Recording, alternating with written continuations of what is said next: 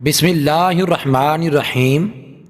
حضرت عبداللہ ذوالبجاتین ایک نوجوان صحابی تھے جو مدینہ طیبہ سے کچھ فاصلے پر ایک بستی میں رہتے تھے۔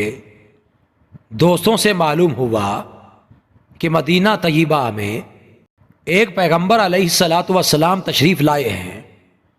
چنانچہ حاضر ہوئے اور چوری چھپے کلمہ پڑھ لیا، واپس گھر آ گئے۔ گھر کے سب لوگ ابھی کافر تھے، لیکن محبت تو وہ چیز ہے جو چھپ نہیں سکتی۔ اپنی طرف سے چھپایا کہ کسی کو پتہ نہ چلے، مگر نبی علیہ الصلاۃ والسلام کا کوئی تذکرہ کرتا تو یہ متوجہ ہو جاتے۔ چنانچہ گھر والوں نے اندازہ لگا لیا کہ کوئی نہ کوئی معاملہ ضرور ہے۔ ایک دن چچا نے کھڑا کر کے پوچھا، بتاؤ بھائی کلمہ پڑھ لیا ہے؟ فرمانے لگے، جی ہاں۔ چچا کہنے لگا، اب تیرے سامنے دو راستے ہیں، یا تو کلمہ پڑھ کر اس گھر سے نکل جا، اور اگر گھر میں رہنا ہے تو پھر ہمارے دین کو قبول کر لے۔ چنانچہ ایک ہی لمحہ میں آپ نے فیصلہ کر لیا۔ فرمایا، میں گھر تو چھوڑ سکتا ہوں لیکن اللہ کے دین کو نہیں چھوڑ سکتا۔ چچا نے مارا پیٹا بھی اور جاتے ہوئے جسم کے کپڑے بھی اتار لیے۔ جسم پر بالکل کوئی کپڑا نہ تھا۔ ماں بالآخر ماں تھی، شوہر کی وجہ سے کچھ ظاہر میں تو نہ کہہ سکی، لیکن چھپ کر اپنی چادر پکڑا دی کہ بیٹا ستر چھپا لینا۔ وہ چادر لے کر جب باہر نکلے تو اس کے دو ٹکڑے کیے، ایک سے ستر چھپا لیا اور دوسری اپنے اوپر اوڑھ لی۔ اسی لیے ذوالبجاتین یعنی دو چادروں والے مشہور ہو گئے۔ اب کہاں گئے؟ جہاں سودا کر چکے تھے، قدم بے اختیار مدینہ طیبہ کی طرف بڑھ رہے ہیں۔ رات کا سفر کر کے صبح نبی کریم صلی اللہ علیہ وآلہ وسلم کی خدمت اقدس میں حاضر ہوئے۔ نبی کریم صلی اللہ علیہ وآلہ وسلم نے دیکھا تو چہرے پر عجیب خوشی کی کیفیت ظاہر ہوئی۔ صحابہ کرام متوجہ ہوئے کہ یہ کون آیا ہے کہ جس کو دیکھ کر اللہ کے محبوب صلی اللہ علیہ وآلہ وسلم کا چہرہ یوں تمتما اٹھا ہے۔ حاضر خدمت ہوئے اور عرض کیا، اے اللہ کے نبی، سب کچھ چھوڑ چکا ہوں، اب آپ کے قدموں میں حاضر ہوں۔ چنانچہ اصحاب صفہ میں شامل ہو گئے اور وہیں رہنا شروع کر دیا۔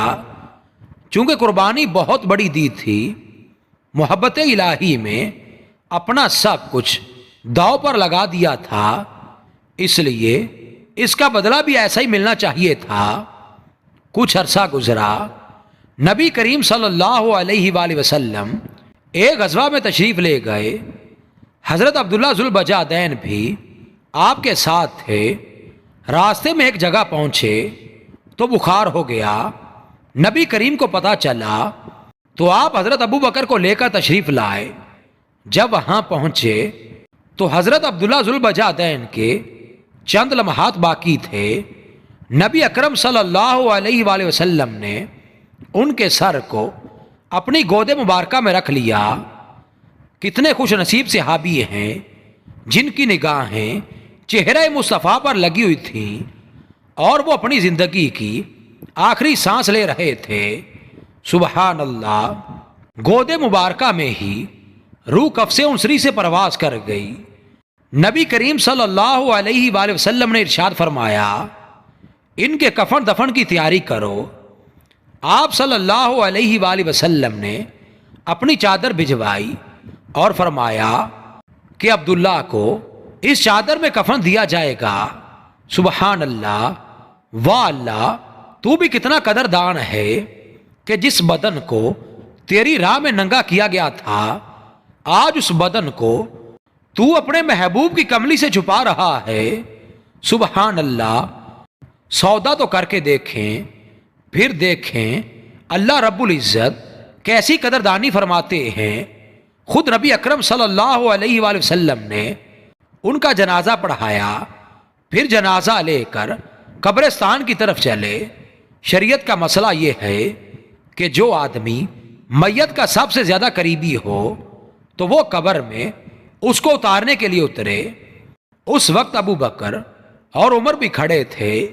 نبی علیہ الصلوۃ والسلام نے خود قبر میں اتر کر فرمایا، اپنے بھائی کو پکڑا دو مگر ان کے ادب کا خیال رکھنا۔ آپ صلی اللہ علیہ وآلہ وسلم نے اس عاشق صادق کو اپنے ہاتھوں میں لیا اور زمین پر لٹا دیا، گویا امانت کو زمین کے سپرد کر دیا۔ حدیث مبارکہ کا مفہوم ہے کہ اللہ کے محبوب صلی اللہ علیہ وآلہ وسلم نے جب ان کو زمین پر رکھا تو آپ نے ارشاد فرمایا، اے اللہ میں عبداللہ سے راضی ہوں، تو بھی اس سے راضی ہو جا۔ یہ ایسے الفاظ تھے کہ حضرت عمر بھی سن کر وجد میں آ گئے اور کہنے لگے کہ میرا جی چاہتا ہے کہ کاش آج نبی کریم کے مبارک ہاتھوں میں میری میت ہوتی۔ سبحان اللہ۔